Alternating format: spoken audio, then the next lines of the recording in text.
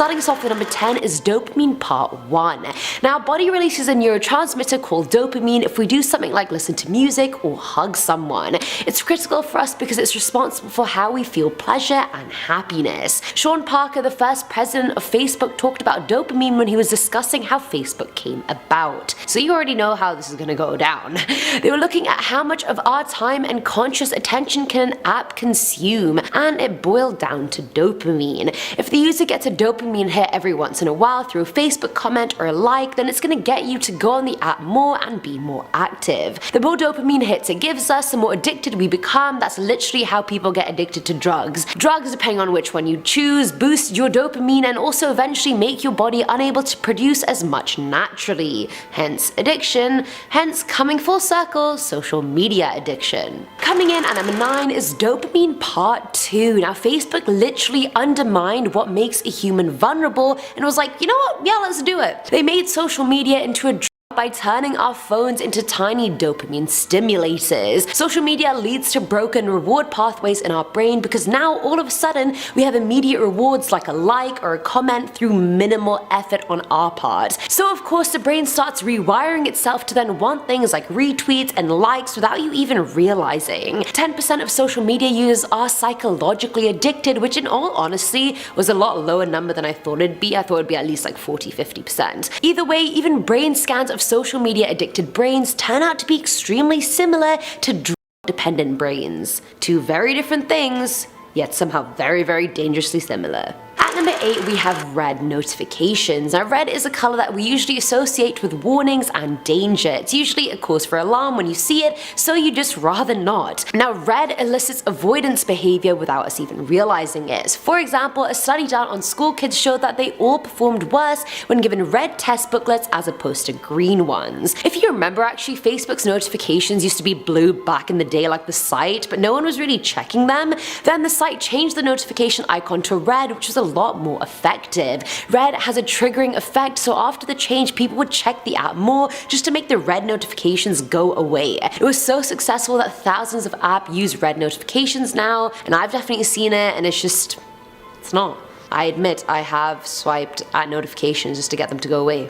I am triggered by red. Filling at number 7 slot is craving. When we're craving something, we're actually just hoping for and anticipating a reward for the action we want to do. And the most effective way to create a craving is if the person isn't sure if a certain action will get them that reward or not. Now, social media uses reward systems, so users crave the platforms even more. Twitter used to have the pull down feature to refresh your feed for new tweets, but now they're all there automatically. On Facebook, your feed is filled with good and boring and so you scroll past the boring to find the interesting stuff you anticipate is coming up. Is it coming up? Is it not? I'm gonna have to scroll and find out. Scrolling works exactly like gambling does. Users will keep scrolling or gambling because they're motivated to get to that next reward. And the more we scroll and stay on the site, the more bullshit advertisements we see. You got me there, internet.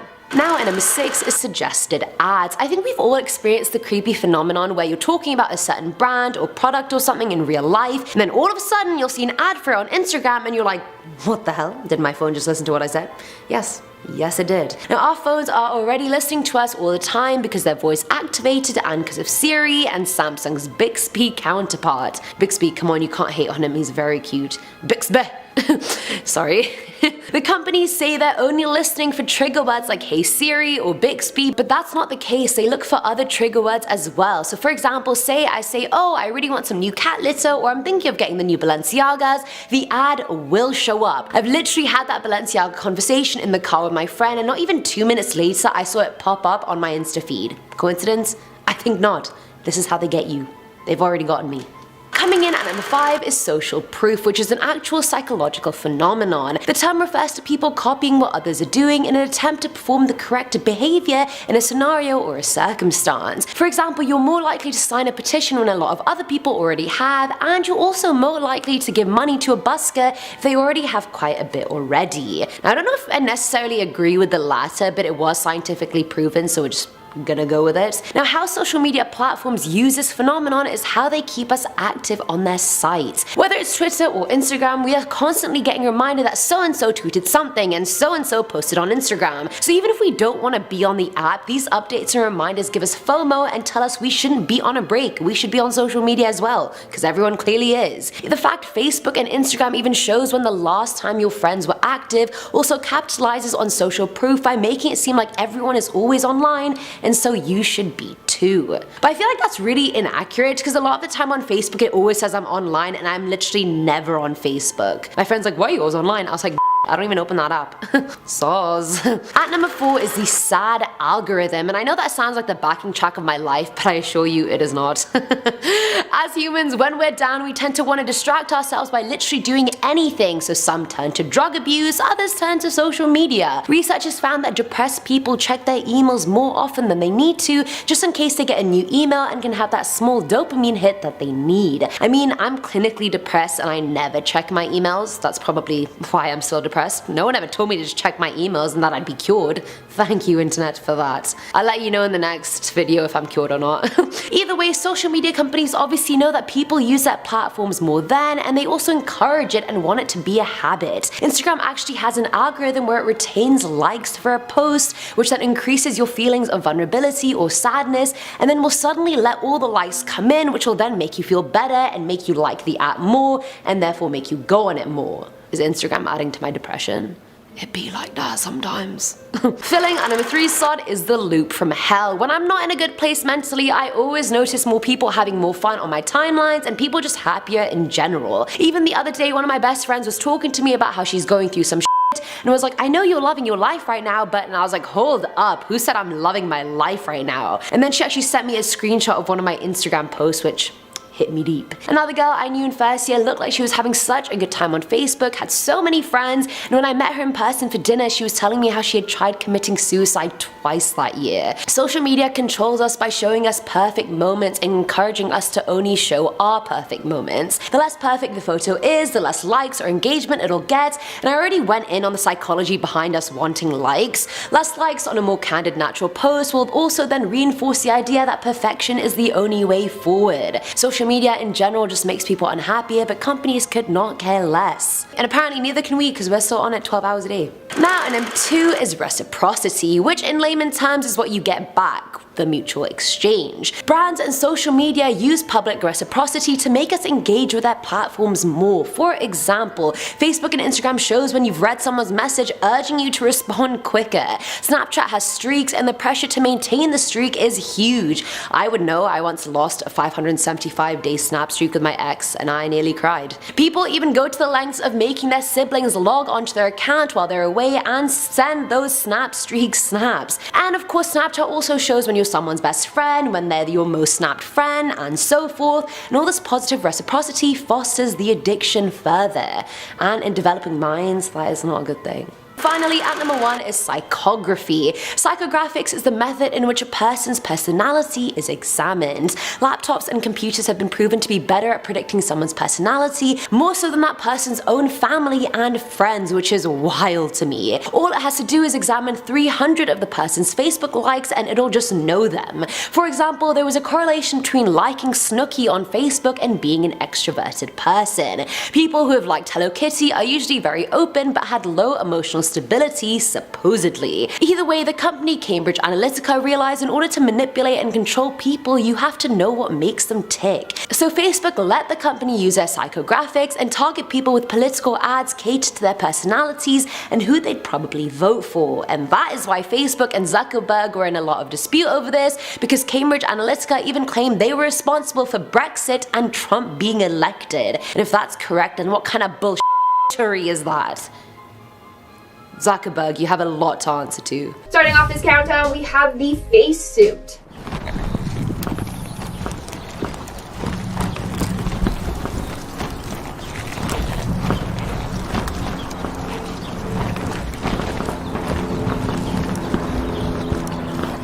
So this video was uploaded and created by Reddit user Nude Robot Baby. The whole thing just makes me want to bleach my eyes out. Like, it makes me feel so uncomfortable. So according to this user, they were wearing a custom motion capture suit while dancing. And then, for some reason, he thought it would be a good idea to make himself a face suit to wear.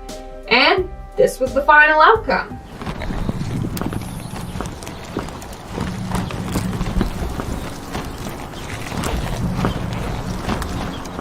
I don't know why he thought this was a good idea or like what the meaning behind this is, but it's surely creepy. When someone asked him why he did this, he replied with, "To appease the face lords."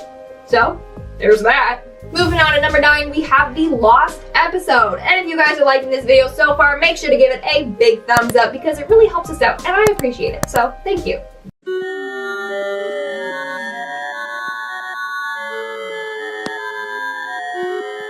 Now, I'm glad that this isn't a real Teletubbies episode because that is absolutely horrifying.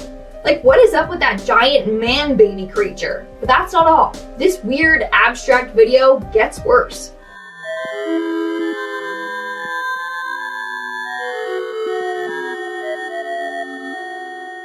Literally, this could be made into a horror movie. Like the Teletubbies come out of your screen and try and hunt you down or something. There's absolutely no explanation for this video. It was just posted by some guy in the Reddit forum Cursed. We don't know who made it or why. In our 8th spot, we have the haunted cupboard. So this video was posted into the Cursed subreddit by I Like Cake and Music. Well, me too. I unfortunately don't know where the original video is from, but it's from some TikTok video.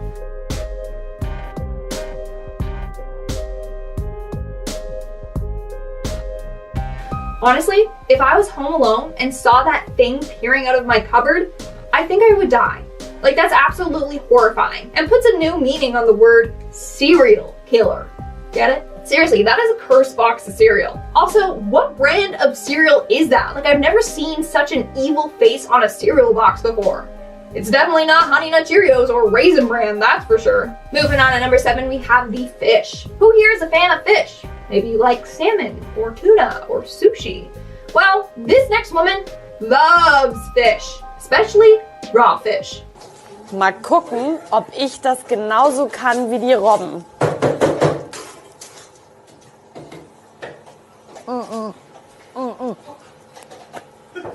Keine Chance. Okay, I'm sorry, that is too much for me. Not only would that be incredibly stinky, but that can't taste good at all. I'm just glad that she didn't chomp down on it. But still, why did she just put that whole thing in her mouth like that? What's she trying to prove? If she's trying to sell that fish, then she needs to be fired because that is not a good sales pitch at all. That poor fish.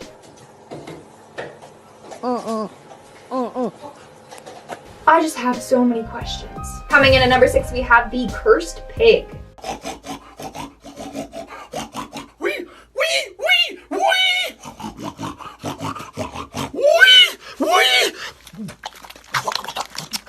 You know it's time to get off the internet when you come across a video like this. So this man's name is Johnny Ridlin, and he actually became famous on TikTok for posting weird videos just like this one. He now has 2.6 million followers on TikTok. So he literally gets paid to post weird stuff like this.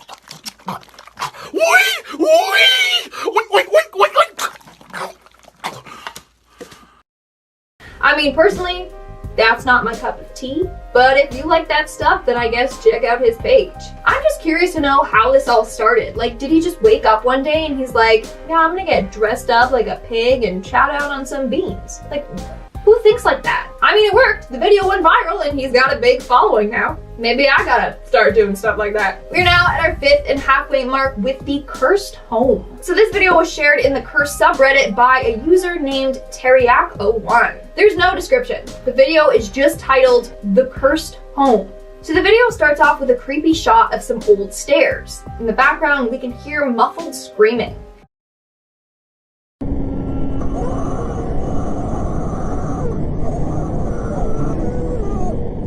From there, something unexplainable happens. I literally can't describe it at all, so just take a look.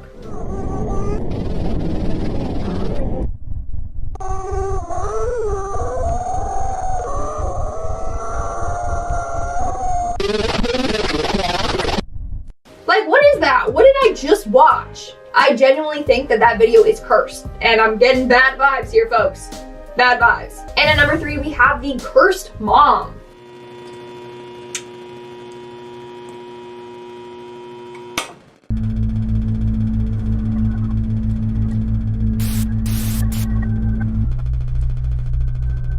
If you ever thought your mom was annoying or strict, imagine having this woman as your mother. So again, there's no explanation for this video. It was just titled Cursed Mom, and it seriously creeps me out.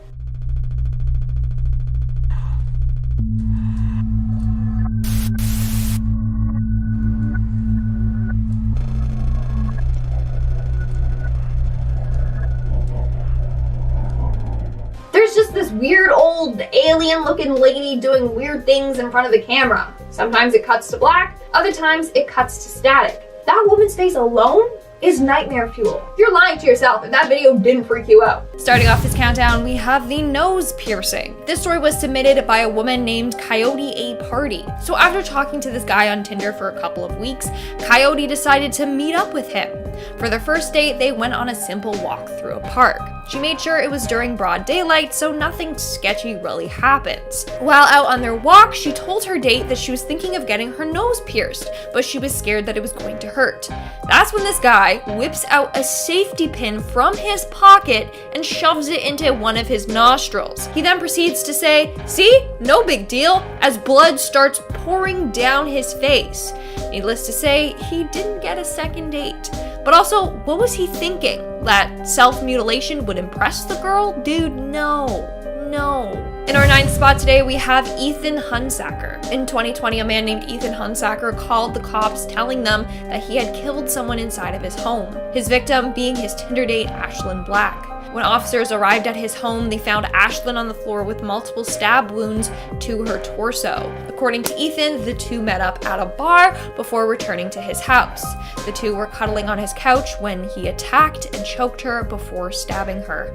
Later, Ethan pled guilty to his crimes but argued that he was mentally ill. Now, stories like this remind me just how cold and cruel the world can be. If you're using a dating app, please be smart and safe, share your location with your friends, meet in public and in broad daylight. In our 8th spot today, we have the Tinder swindler. This guy is all the talks lately. After the documentary on him, the Tinder swindler went viral on Netflix. The man in mention is Simon Hyatt. For years, this man pretended to be a wealthy man living under different names. He then would trick his Tinder dates into sending him large amounts of money. Between 2017 to 2019, it said that he conned a total of $10 million out of his victims across Europe. In 2019, he pretended to be the son of a Russian-Israeli diamond mogul and went by the name Simon Leviev. When he matched with someone on Tinder, he would take them out on an extraordinary first date, so they were like, damn, he's got money, I could get used to this. And then when he wins the girl's trust, he starts his plan, basically begging the girls to send him money, saying people are after him and he's been attacked and needs money, my enemies. If you guys seen the documentary, then you know.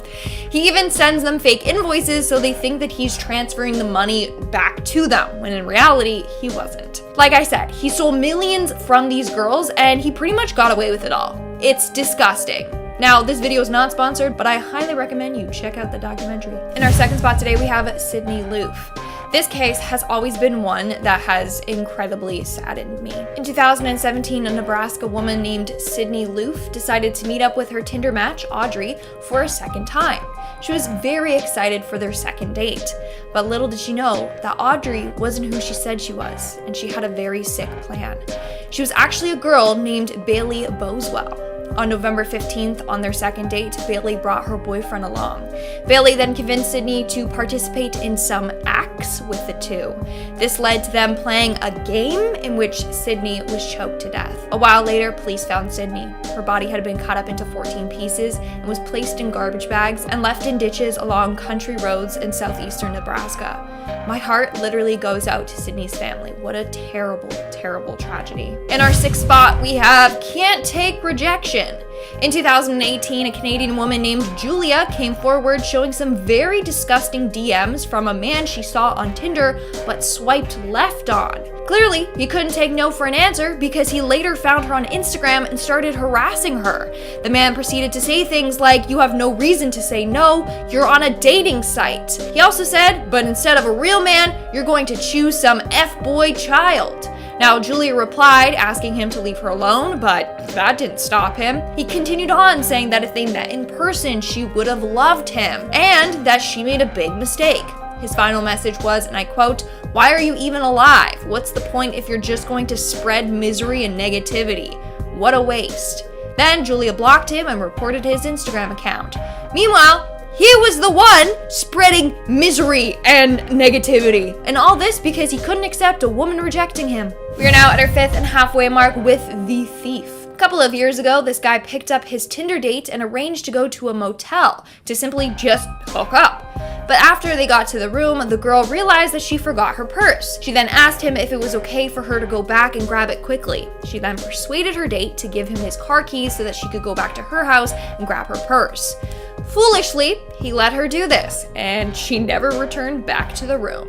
His date literally stole his car, but a week later the police did find his car and returned it to him. The girl was never caught though. In our 4th spot today, we have the really bad timing. So this girl revealed that she was on her 3rd date with a guy that she met on Tinder and everything was going well, but she knew that he wasn't the one for her, so towards the end of the date she was gonna thank him, but tell him that. However, as she was preparing to do so, he got a call from his mom. She had told him that his grandmother had passed away. So instead of being like, "Hey, you're a great guy, but you're not for me," she got stuck sitting in his car with him as he wept on the phone with his mom. I can't imagine how awkward that must have been for her. Like, she's just trying to go home and this man's bawling his eyes out. This is literally the definition of bad timing. In our 3rd spot today, we have the pigsty. Ladies and gentlemen, okay, if you are going to have your date over at your place, at least make sure that it's clean, okay? This next woman revealed the grossest date that she's ever been on. So she went over to her Tinder date's house and it was extremely disgusting, okay? His bed sheets were stained with blood and other stuff. Ugh. His bathroom sink was covered in hair, and there were 4 hair-filled razors sitting on top of his toothpaste and toothbrush. Oh no. There was also empty beer cans everywhere. Not making a good first impression. Not only that, but her date surprise turn was like, "Oh yeah, by the way, I have a kid." This woman immediately left after witnessing the state of his place and after being lied to about having a kid. In our 2nd spot today, we have the strangler. So remember how I just finished saying, like, go on a date in broad daylight? Well, this next girl did the complete opposite. She decided to go on a walk with her Tinder date in the dark. While on the walk, she got a little uncomfortable and joked around, being like, "Haha, are you gonna kill me?" And that's when the guy stopped and put his arms around her neck and started strangling her. After almost passing out, he took his hands off of her and told her that he was just kidding. Okay, that is one sick, messed up joke. And in our number 1 spot today, we have Daniel Drayton. Daniel Drayton is an alleged serial killer that would use Tinder to go meet his victims. Instead of having to go out and hunt for people to kill, he would just use Tinder and have the women come to him. In July of 2018, he was suspected of killing a woman named Samantha Stewart after matching with her on Tinder. When police found him, he was in a Los Angeles hotel room with a woman in his room that he was holding captive. Later, he was linked to a number of Tinder assaults and murders. In the end, he confessed to killing more than 6 of his dates.